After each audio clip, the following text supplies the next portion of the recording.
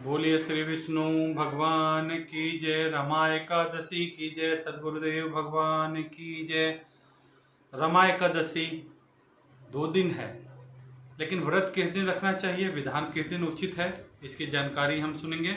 रमा एकादशी 27 अक्टूबर रविवार को सुबह 5:27 से लेकर के, कहीं की 5:23 भी आ रहा है अक्षांश के हिसाब से, मतलब 5:27 से लेकर कर 28 अक्टूबर सोमवार को 7:50 पर खत्म होगी। पहली बात यहाँ की ये दोनों दिन उदया तिथि में है, ये बहुत विशेष है, इसकी भी जानकारी मैं बताऊंगा। और इसका पारण, जो व्रत हमें पूरा करना, व्रत खोलना है, वो अक्सर प्रयास करना चाहिए द्वादशी तिथि समाप्त होने तक में ही हम पूरा कर लें। तो जो हम इसका पारण करेंगे, पारण की तिथि जो है हमारी जो 29 अक्टूबर को सुबह 6:31 से लेकर के 8:44 के बीच हम पारण कर लें, मतलब 8:45 के बीच में हम अपना कुछ भी पारण कर। पारण के नियम आप जानते हैं कि 7 चने की दाल लेकर उसके 14 टुकड़े कर दें। पारण की विधि बता देता हूँ। 7 भुना हुआ चना ले, उसके 14 टुकड़े कर दे। 14 टुकड़े करके वो आप बैठ के पूजा स्थान पे अपने पीछे फेंक के कहे कि मेरे 7 जन्म के या करोड़ों जन्म के पाप नष्ट हुए इस एकादशी व्रत से। उसके बाद में 7 चना खा करके और 7 अंजुलि पानी पी करके अपना व्रत का पारण कर लेते हैं। बाकी जैसे जिसकी विधान मान्यता और हो, एक विधान ये भी जो मैंने बताया। तो इसमें हमारा 27 तारीख को भी सुबह का उदया तिथि है और 28 को भी है। लेकिन व्रत हमें जो करना है, हमेशा ये कहा जाता है कि उदया तिथि वाला जो व्रत किया जाता है वो विशेष लाभकारी होता है। हमारा व्रत जो होगा 28 तारीख को होगा। फिर भी लोक मान्यता के अनुसार, स्थानुसार कुछ लोग 27 को अगर कर रहे हो तो उसमें कोई मेरे तरफ से कोई ऐसा निषेध नहीं है। लेकिन जो संतों की वाणी से शास्त्रसम्मत बात आती है कि द्वादशी युक्त अगर हम करें तो अधिक उचित है, जो हमारी 28 तारीख को सोमवार को लगेगी। अच्छा, अब इस देखिए, इस बार जो एकादशी, इस पे हरिवास संयोग है। हरिवास संयोग क्या होता है? ज्योतिषी शास्त्र के अनुसार जब एकादशी में 2 उदया तिथि मिल जाए, 2 उदया तिथि आप देखते हैं, उदया तिथि निकल गई उसके बाद में एकादशी आरंभ हो रही जो अगले दिन मान रहे हैं, लेकिन यहाँ पे 2 उदया तिथि मिल रही है, उसको हरिवास कहते हैं, वो विशेष एकादशी होती है। और ऐसे द्वादशी युक्त हरिवास है, फिर कार्तिक मास है, और द्वादशी तिथि को करने पे 26 एकादशियों का पुण्य फल प्राप्त हो जाता है। और एक चीज इसमें क्या है कि एकादशी व्रत, ये जो कार्तिक मास की रमा है, वो भगवान विष्णु को वैसे भी अत्यंत प्रिय है। जो भगवान विष्णु प्रिय एकादशियों में रमा एकादशी है। आप एकादशी के व्रत का महात्मा चाहे तो दोनों दिन सुन लें, सुनना ही चाहिए। 27 को भी सुन लें, 28 को भी सुन लें महात्मा। लेकिन 27 को भी आप चावल खाने से परहेज करें, चावल खाने से परहेज करें। और जो 28 को व्रत रखेंगे उनसे मैं हर बार निवेदन यही करता हूं कि व्रत वाले दिन आप प्रयास करना कि जो बाजारू टूथपेस्ट हैं उनसे बचे, क्योंकि उसमें कई बार नमक भी होता है। कई बार ऐसे कहा जाता है कि हड्डियों का चूर्ण होता है, जो भी अशुद्ध चीज होती है। तो प्रयास करें कि गुलाब चूर्ण से या कोई ऐसी चीज जिसमें नमक ना रहे, अशुद्ध सात्विक की, उससे करें, या वैसे ब्रश से दांत अच्छे से साफ कर लें तो भी हो जाए। लेकिन बाजारू टूथपेस्ट से हम बचें। बाजारू फलाहार में भी कई जगह चावल का तेल का उपयोग होता है, जो बाजारू फलाहार मिलते हैं उससे भी हमें बचना चाहिए, उचित रहेगा। अब हम आए हैं रमा एकादशी का, हम व्रत का महात्मा सुन लें, जो हमें दोनों दिन सुनना लाभकारी है। भगवान युधिष्ठिर ने पूछा भगवान से, जनार्दन, मुझ पर आपका स्नेह है, अतः कृपा करके बताइए कि कार्तिक के कृष्ण पक्ष में कौन सी एकादशी होती है। भगवान श्री कृष्ण बोले, राजन, कार्तिक गुजरात महाराष्ट्र के अनुसार अश्विन के कृष्ण पक्ष में रमा नाम की विख्यात और परम कल्याणमयी एकादशी होती है। यह परम उत्तम है और बड़े बड़े पापों को हरने वाली है। रमा एकादशी पूर्व काल में मुचकुंद नाम से विख्यात एक राजा हो चुके थे, जो भगवान श्री विष्णु के भक्त और सत्य प्रतिज्ञ थे। अपने राज्य पर निष्कंटक शासन करने वाले उन राजा के यहाँ नदियों में श्रेष्ठ चंद्रभागा स्वयं कन्या के रूप में उत्पन्न हुई थी। नदियों में श्रेष्ठ चंद्रभागा उनके यहाँ कन्या के रूप में उत्पन्न हुई थी। जैसे आपने कई बार सुना है, महाभारत में भी हमने ये हमने वो देखा है कि माँ गंगा जो है वो अवतरित होती हैं, और माँ गंगा से जो है भीष्म पितामह का जन्म होता है। तो इस तरह से नदियों में श्रेष्ठ चंद्रभागा भी अवतरित हुई। ये एक स्थूल रूप है, एक दैविक रूप है। तो दैविक रूप है ये चंद्रभागा नदी का, जो मुचकुंद राजा के यहाँ पे कन्या के रूप में जन्म हुई। राजा ने चंद्रसेन कुमार शोभन के साथ उसका विवाह कर दिया। एक दिन शोभन दशमी के दिन अपने ससुर के घर आए। उस दिन समूचे नगर में पहले से ढिंढोरा पिटवाया गया था कि एकादशी के दिन कोई भी भोजन न करे। इसे सुनकर शोभन ने अपनी प्यारी चंद्रभागा पत्नी से कहा, प्रिय, अब मुझे इस समय क्या करना चाहिए, इसकी शिक्षा दो। चंद्रभागा बोली, प्रभु, मेरे पिता के घर एकादशी के दिन मनुष्य तो क्या, कोई पालतू पशु आदि भी भोजन नहीं करते हैं। फिर मैं निवेदन कर दूं, भोजन नहीं करना, लेकिन जो बीमार हैं, वृद्ध हैं, गर्भवती माताएं, बहनें हैं, बच्चे हैं, उनके लिए ऐसा कोई निषेध नहीं है। शरीर स्वास्थ्य का भी ध्यान रखना है और ऐसा नहीं कुछ करें कि जिससे नुकसान भी हो जाए। भोजन नहीं करते प्राणनाथ, यदि आप भोजन कर लेंगे तो आपकी बड़ी निंदा होगी।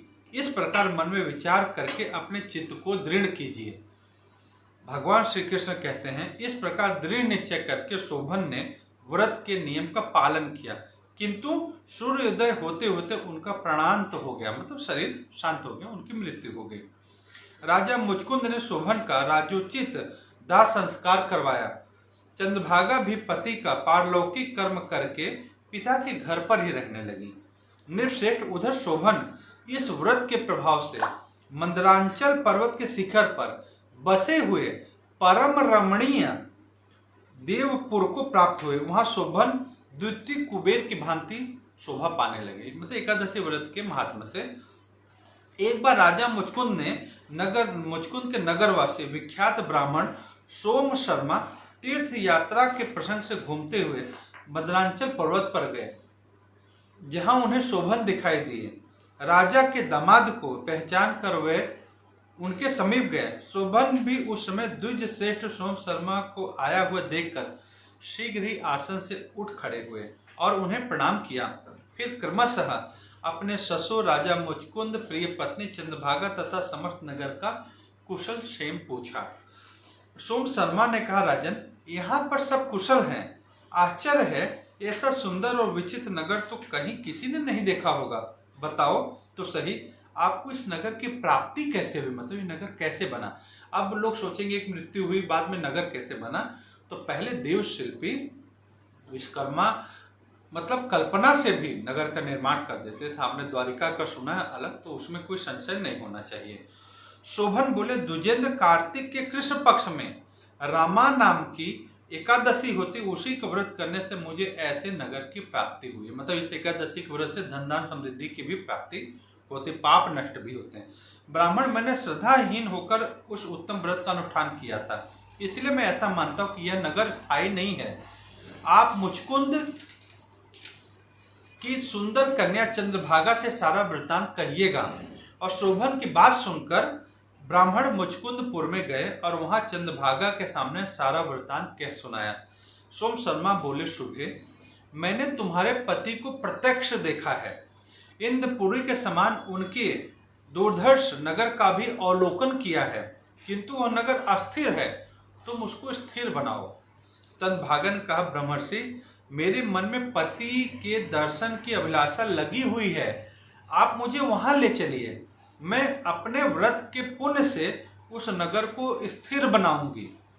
भगवान श्री कृष्ण कहते हैं, राजन, चंद्रभागा की बात सुनकर सोम शर्मा उसे साथ लेकर मंदरांचल पर्वत के निकट वामदेव मुनि के आश्रम पर गए। वहां पर ऋषि के मंत्र शक्ति, ध्यान से सुनिएगा अब यहाँ पे, वहां पर ऋषि की मंत्र शक्ति तथा एकादशी सेवन के प्रभाव से चंद्रभागा का शरीर दिव्य हो गया तथा उसने भी दिव्य गति को प्राप्त कर लिया। लेकिन क्योंकि वो दिव्य जो नगर बसा था, वो दिव्य नगर बसा था, क्योंकि उन्हें एकादशी व्रत के पुण्य से मिला था, तो चंद्रभागा को भी ऋषि ने अपने मंत्र से और पुण्य प्रभाव से उनको भी दिव्य बना दिया, जो दिव्य आत्मा बन के उस नगर में उन्होंने प्रवेश किया। इसके बाद वह पति के समीप गई। अपनी प्रिय पत्नी को आया हुआ देखकर शोभन को बड़ी प्रसन्नता हुई। उन्होंने उसे बुलाकर अपने वाम भाग में, बाएं भाग में सिंहासन पर बिठाया। तदंतर चंद्रभागा ने अपने प्रीतम से यह प्रिय वचन कहा, नाथ, मैं हित की बात कहती हूँ।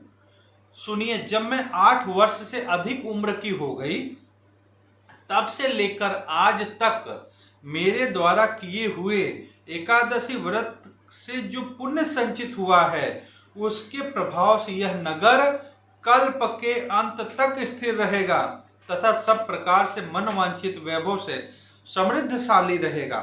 निपश्रेष्ठ इस प्रकार रमा व्रत के प्रभाव से चंद्रभागा दिव्य भोग, दिव्य रूप और दिव्य आभूषणों से विभूषित हो अपने पति के साथ मंदरांचल के शिखर पर विहार करती हैं। राजन, मैंने तुम्हारे समक्ष रमा नाम की एकादशी का वर्णन किया है।